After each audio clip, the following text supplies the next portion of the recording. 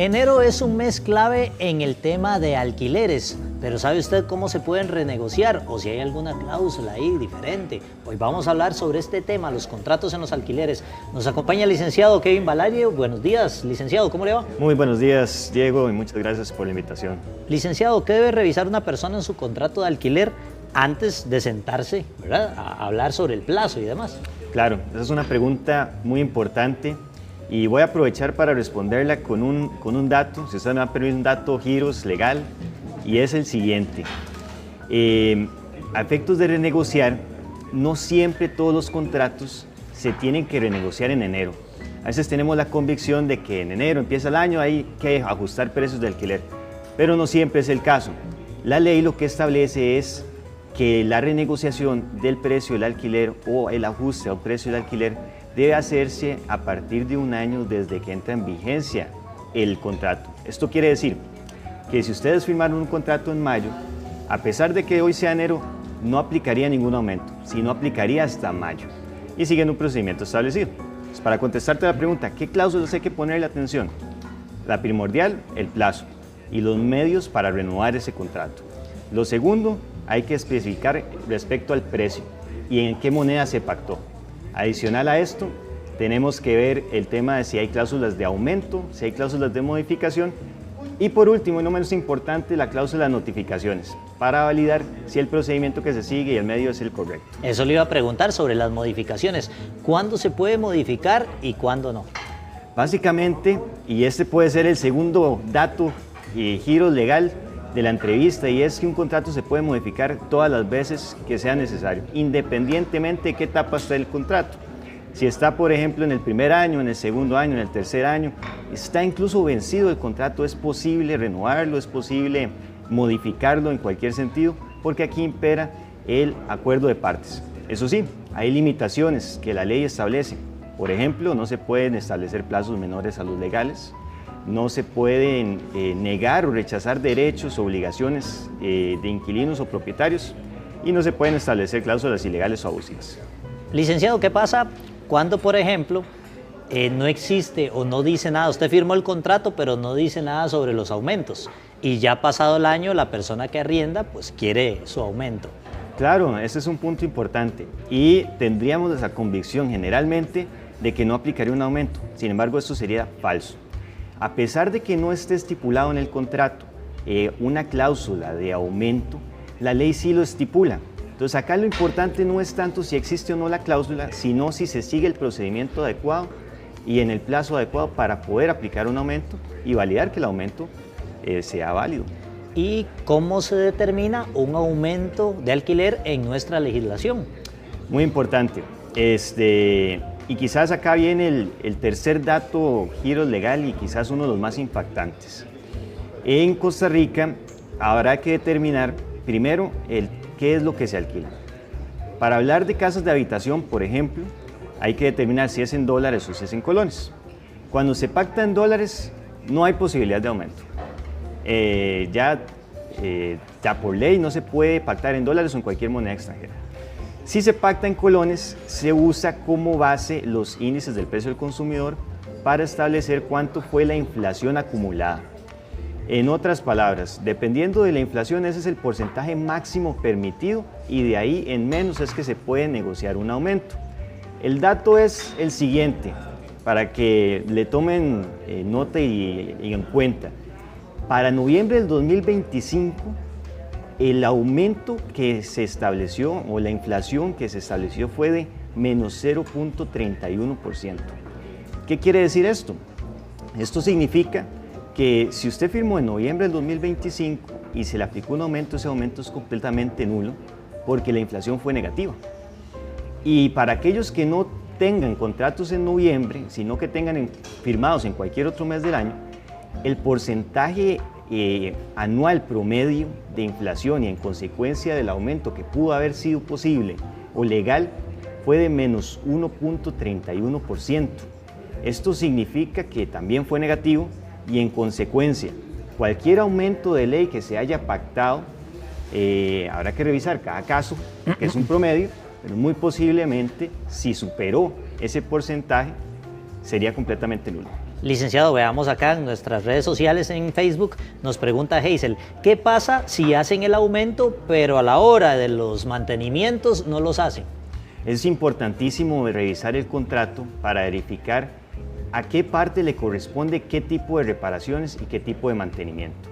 La ley estipula que al propietario le corresponderá aquellas reparaciones que tengan que ver con estructura, con vicios ocultos y demás estructurales. Adicional, si no se pactara en el contrato otro tipo de reparaciones, también le correspondería al propietario. Sin embargo, esto siempre está sujeto a las condiciones y acuerdos que pacten las partes, así que variará según el contrato que ustedes firmen. Y muy importante que tengan en cuenta, los aumentos no tienen que tener ninguna relación con el costo de los mantenimientos. Si por algún motivo se tuvo que reparar el techo en su totalidad y costó, por darte un ejemplo, 5 millones de colones, esto no significa que esos 5 millones deberán incrementarse en el siguiente año. Eso sería completamente nulo. Licenciado, tratemos de ser puntual porque están entrando varias preguntas. Claro. Nos pregunta Esteban, algunos casos no pagan alquiler en locales, en el sector comercio, y dice que se tiene que ir hasta con la policía, con el cobro judicial. En cuanto a aumentos de alquiler. En cuanto sí, que por ejemplo cuando aumenten y demás la gente no quiere pagar en los locales comerciales que no pagan y hasta que llega la policía con cobro judicial. Es muy importante ese punto. En los locales comerciales el tratamiento legal es completamente distinto al de las viviendas. Independientemente de que sea en colones o en dólares, sí se puede pactar un aumento y no tiene que ver con la inflación. Sin embargo, si las partes no se ponen de acuerdo, el propietario lo que debe hacer es un procedimiento sumario de aumento del precio del alquiler, para que por medio de prueba pericial se determine cuánto es el porcentaje de aumento o si existe ese aumento. En caso que el inquilino, el inquilino de ese local comercial no estuviese de acuerdo con ese aumento, entonces tiene un método para poder continuar alquilando sin necesidad de correr riesgo de que lo desalojen, que se llama consignación del pago de forma judicial. De esa forma quedará sujeto al proceso de desalojo y ahí en ese proceso verificar si efectivamente el aumento era válido o no, y si no fuera válido, el inquilino tendrá toda validez de mantenerse alquilando el precio original pactado. Licenciado, ahora nos pregunta Gretel, tengo un inquilino que alega que es adulto mayor porque tiene 66 años. Dice que tiene 2 años viviendo en una habitación donde tiene los servicios públicos incluidos, internet, pero después de 2 años se le comunica que se le va a hacer un aumento de 5.000 colones, algo simbólico, y dice que no está de acuerdo el señor. ¿Qué se puede hacer ahí? Dice que no se hizo contrato. Es muy importante seguir el procedimiento para los aumentos. En la ley existe ya el procedimiento estipulado, lo que pasa es que prácticamente nadie lo aplica.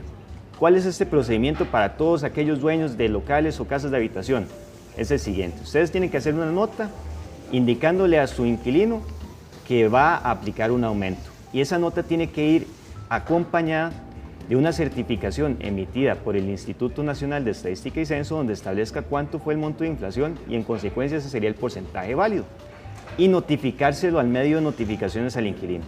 Y ese aumento aplicará el siguiente periodo de pago que corresponda después de haber recibido esa notificación. Si usted no sigue ese procedimiento, el aumento no es válido.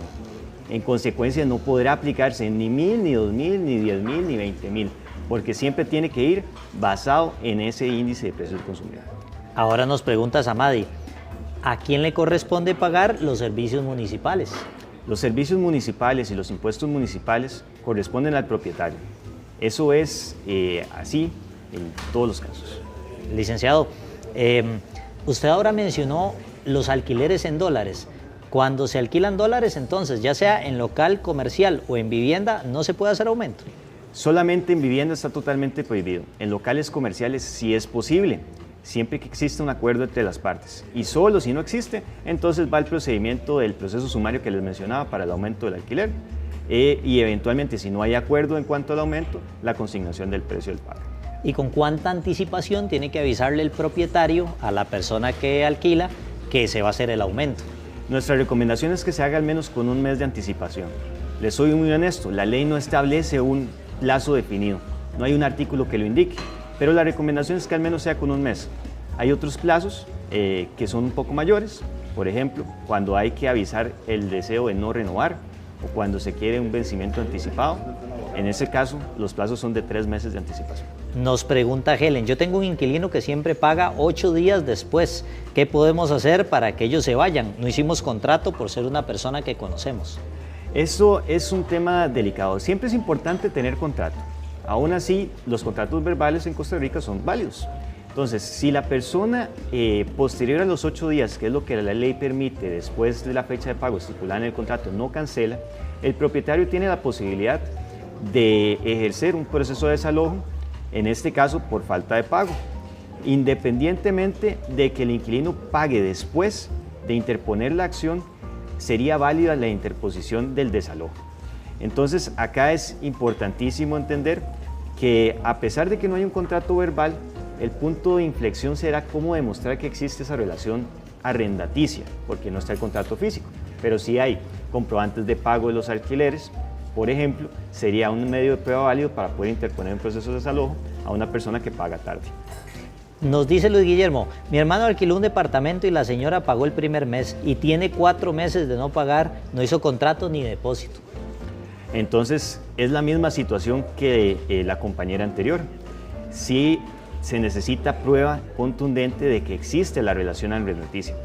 La Ley General de Arrendamientos Urbanos y Suburbanos establece que cuando no hay un contrato físico, puede usarse como medios de prueba cualquier otro medio de prueba que pueda demostrar que existe esa relación arrendaticia.